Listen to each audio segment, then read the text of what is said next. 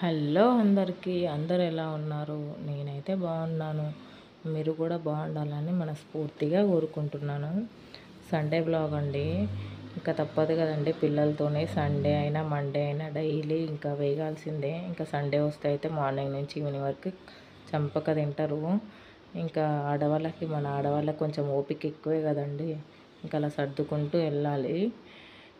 ఈరోజు నేను రాసుకున్న కథ అండి ఏంటంటే, ఒక ఊరిలో ఒక బాగా పేదవాడు, ఒక బాగా ధనవంతుడు ఉండేవాడంటండి.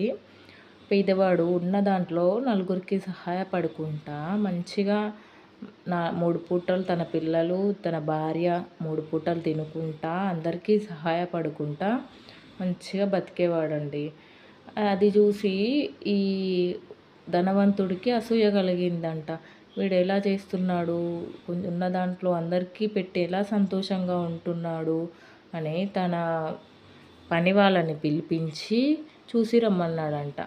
ఏం లేదండి, తనకి సంపాదించిన ఒక 100 రూపాయలలో బయట వాడికి ఒక 20 రూపాయలు దానం చేసి ఒక 80 రూపాయల తను సంతోషంగా తృప్తిగా తిని జీవిస్తున్నాడు. ఇంకా కొన్ని రోజులు అలానే గడుస్తున్నాయి. ఇంకా ధనవంతుడికి అతని గురించే ఆలోచన పట్టింది. ఎలా ఎలా ఎలా ఎలా ఎలా అయినా తెలుసుకోవాలి ఇతని గురించి, ఏం చేస్తున్నాడు, ఇంకా ఏమైనా నెక్స్ట్ ఏమన్నా వస్తుందా ఏంటి వెనకాలనే అని ఆలోచించడం మొదలుపెట్టాడు. ఒకరోజు ఏం చేసేది లేక డైరెక్ట్ అతని దగ్గరికే వెళ్ళి అడిగాడంట. నువ్వు నీకు ఏం లేదు కదా, ఉన్న దాంట్లో నలుగురికి ఎందుకు సహాయం చేస్తున్నావు, చేసి నువ్వు మళ్ళీ సంతోషంగా ఎలా ఉండగలుగుతున్నావు అని అడిగాడంట. అప్పుడు అతను చెప్పిన సమాధానం ఒక్కటే, నాకు 3 పూటలు కడుపు నిండుతుంది చాలు, అదే ఇంకొకరు ఆకలితో ఉండొద్దు ఎవ్వరు అనేసి నాకున్న దాంట్లో సహాయం చేసి నేను ఇలా బతుకుతున్నాను అని బదులుగా సమాధానం ఇస్తాడు ఆ ధనవంతుడికి. అప్పుడు ఆ ధనవంతుడు అనుకుంటాడు, అవును కదా నిజమే, అతను మంచిగా 3 పూటలు కడుపు నిండా తిని ఇంకొకరికి సహాయం చేసే గుణం ఉంది. నేను ఎంత ధనవంతుడైనా నాకు ఈ గుణం లేదు అని బాగా అతను ఎంత సంపాదించినా సరే ధనవంతుడు ఇట్లా హాస్పిటల్కి పెట్టడం ఇదే సరిపోతుందంట. అదే పేదవాడు కడుపు నిండా 3 పూటలు తింటున్నాడు, ఎలాంటి లేకుండా మంచిగా ఆయురారోగ్యాలతో అనారోగ్యాలు లేకుండా మంచిగా బతుకుతున్నాడు. దీన్ని బట్టి మీకు అర్థమైన నైతికత ఏంటో కామెంట్ సెక్షన్లో కామెంట్ చేయండి. ఇప్పటికైనా నలుగురికి సహాయం చేసే గుణం ఉంటే ఆ దేవుడు కూడా మనకు సహాయం చేయడానికి ముందుకు వస్తాడు. అదే మనం తినకున్నా పర్లేదు, ఇంకొకరు మన వల్ల బాగుపడొద్దు అనే గుణం ఉంటే మాత్రం ఎవరు ఏం చేయలేమండి. ఇంకా అది ఆ దేవుడు కూడా మెచ్చడు. మనకైతే మనకున్న 10 రూపాయలలో 10 రూపాయలు దానం చేయమని చెప్తలేను, ఒక 2 రూపాయలు చేసి 8 రూపాయలైనా మనం తినేటట్లు ఉండాలి. ఈ రోజులలో అయితే అలా అస్సలు ఎవ్వరు లేరు. తన స్వార్థమే తనం చూసుకుంటున్నారు. అలా అలా ధనవంతుడు ఆ పేదవాడు ఇంకా అలానే పెరుగుతూ ఇంకా అతను సహాయం చేస్తూనే ఉన్నాడు, ఇతను చూస్తూనే ఉన్నాడు. అలా దారి పొంట వెళ్తుండగా పేదవాడికి ఒకటి బంగారము బిందె దొరికిద్దండి. రాశులతో నిండిన బంగారు బిందె దొరికిద్ది. అప్పుడు అతను స్వార్థంగా ఆలోచించకుండా, ఇది నాకు దొరికింది నాకే కావాలని స్వార్థంగా ఆలోచించకుండా వెంటనే ఆ ధనవంతు దగ్గరికి వెళ్ళి ఈ నాకు ఇలా దొరికింది, దీన్ని నేను నలుగురికి పంచాలనుకుంటున్నాను అని చెప్తాడు. అప్పుడు ధనవంతుడు అంటాడు కదా, ఎందుకు దీన్ని తీసుకొని నువ్వు మంచిగా లక్షాధికారి అయ్యి నువ్వు మేడలలో బతకొచ్చు కదా, ఇలా ఎందుకు చేస్తున్నావు అని అడుగుతాడంట. అప్పుడు అంటాడు, ఇది నాకు దేవుడిచ్చిన వరం, దేవుడికి నలుగురికి సహాయం చేయమని నాకు చూపించిన వరమేమో, నాకున్న దాంట్లో నేను చేస్తున్నాను కాబట్టి ఇంకొంచెం ఎక్కువ సహాయం చేయమని దేవుడైతే నాకు ఇచ్చాడు. కాబట్టి నేను నా స్వార్థంతో ఆలోచించకుండా నలుగురికి సహాయపడే విధంగా ఉండాలని నీ దగ్గరికి వచ్చాను, నువ్వు ఇలా ఆలోచిస్తావని అనుకోలేదని ఆ ధనవంతుడి మీద కొంచెం కోపడ్డాడు. ఆ ధనవంతుడు దానికి బదులుగా సమాధానము, మిమ్మల్ని చూసి నేను చాలా ఈర్ష్యపడుతున్నాను. అసలు ఈ రోజులలో అలా ఎవరున్నారు? తనకు 100 రూపాయలు దొరికితే తన స్వార్థంగా తనే ఆలోచిస్తాడు. మీరేమో ఎంత ఉన్నా కూడా నేను నలుగురికి సహాయం చెయ్యాలి, నలుగురు నా గురించి చెప్పుకోవాలి అని మీకు ఉందని ధనవంతుడు ఆ పేదవాడికి చేతులెత్తి నమస్కారం చేస్తాడు. ఎప్పుడైనా సరే అండి మనకి దేవుడు పైన ఎవరో చూస్తారు, నలుగురు మనం చేసే సహాయాన్ని నలుగురు చూడనవసరం లేదు. మన మన మనకి మన మనసుకి ఆ దేవుడికి తెలిస్తే చాలు. పై పైవాడు శివుడు ఆజ్ఞ లేనిదే చీమైనా కుట్టదు అంటారు కదండి. ఆ పైవాడు చూస్తూనే ఉంటాడు మనం చేసే మంచి. మనం పోయేటప్పుడు ఏం తీసుకెళ్తామండి? ఏం తీసుకెళ్ళలేం. మనం పోతే ఒక నలుగురు మంచిగా మాట్లాడుకోవాలి మన గురించి. అంతేగాని మన మన గురించి చెడుగా మాట్లాడుకునే రోజులు మాత్రం రావద్దు.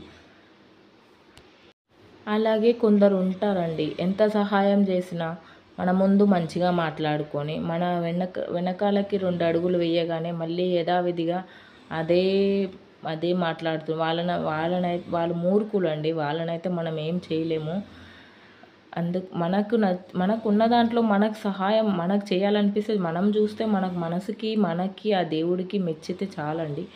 ఎవ్వరికీ అవసరం లేదు. ఉన్న దాంట్లో ప్రశాంతంగా బతకండి. అలాగే ఈరోజు ఇంకా సండే కదండి, ఇంటి పనితోనే సరిపోయిద్ది. పిల్లలు ఆడుకుంటున్నారు. ఇంకా బయట వాళ్ళు తినేసాక ఆడుకుంటున్నారు. మార్నింగ్ అయితే ఈరోజు నాన్ వెజ్ ఏం చేయలేదండి. మా హస్బెండ్ ఆఫీస్కి వెళ్ళారు. ఇంకా పిల్లలు నేనే కదండి. అందుకనేసి ఇంకా మార్నింగ్ దోశ వేసుకొని, దోశ రోజు అనుకుంటుండొచ్చు రోజు దోశ పొంగనాలే అని నాకు కామెంట్ కూడా వచ్చిందండి. రోజు దోశ పొంగనాలే వేస్తారా, ఇంకేం వెయ్యరా అనే శ్రీను రెడ్డి అయితే కామెంట్ చేశారండి. నేను కూడా చెప్తున్నాను, చెప్పాలో చెప్పొద్దో నాకైతే తెలీదు, కానీ జెంట్సే కదా అని చెప్తున్నాను. కాదండి, నేను దోశ బ్యాటర్ ఒక్కసారి మిక్స్ చేసి పెట్టుకుంటే అది అయిపోయే వరకు అదే వేస్తుంటాను. ఇంకా అయిపోయిందిలేండి. ఇంకా మండే ఫ్రెష్ టిఫిన్ చేస్తాను.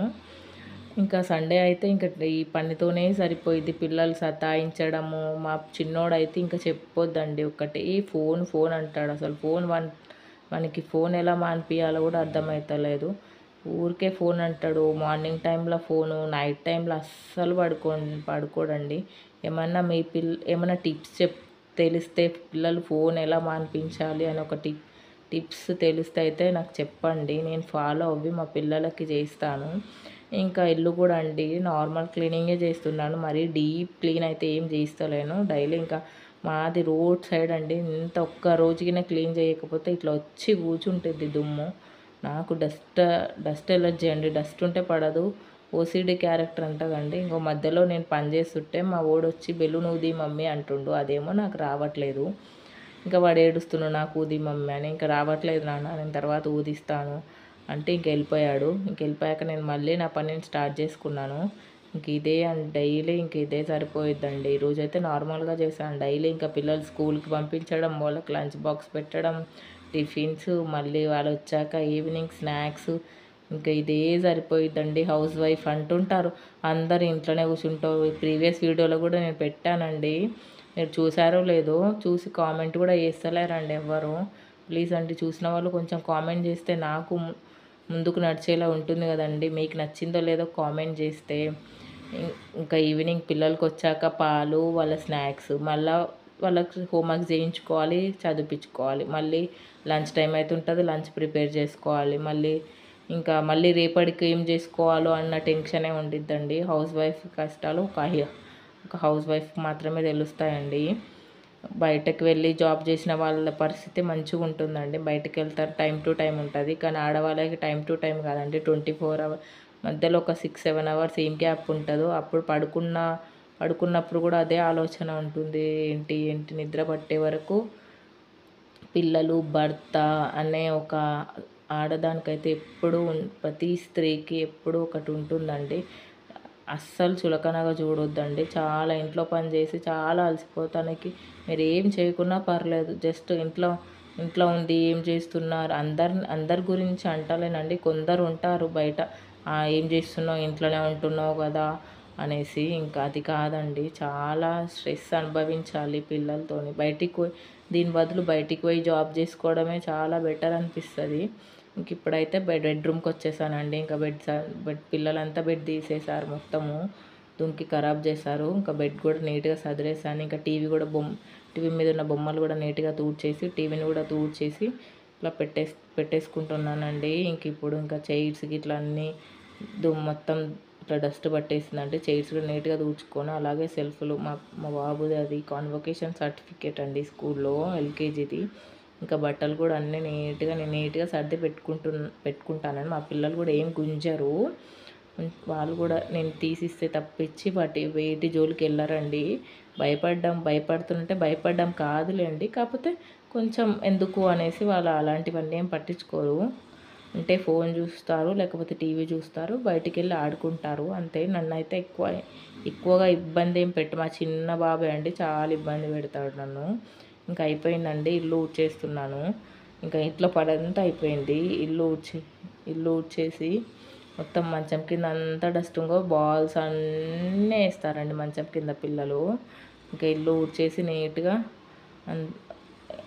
మొత్తం నీట్గా ఊడ్చేసుకుంటున్నానండి. ఇలా మొత్తం అన్నీ సర్దుకొని జరుపుకొని ఉడవాలి కదండి. పిల్లలు అవి ఇవి వేస్తుంటారు మంచాల కింద, వాటి కింద పేపర్స్ అవన్నీ నిండి ఉండిపోతాయి. ఇంకా బెడ్రూమ్ ఊడ్చేసానండి. ఇప్పుడు హాల్కి వచ్చేసాను. హాల్ కూడా నీట్గా ఊడ్చేసుకుంటున్నాను. ఇక్కడక్కడ సర్దుకొని ఒకటేసారి ఊడ్చేసుకుంటే ఇంకే బాధ ఉండదు కదండి. అదే అన్నీ అడ్డం ఉన్నాయనుకో, అది తీయడం ఊడవడం ఇదే సరిపోతుంది. నేను ఒకటేసారి అన్నీ చూసుకొని ఇంకేమేమి ఎక్కడ పెట్టాలి అన్నీ చూసుకొని ఒకటేసారి నీట్గా ఊడ్చేసుకుంటానండి. ప్లీజ్ నా ఛానల్ నచ్చితే లైక్ చేయండి, షేర్ చేయండి.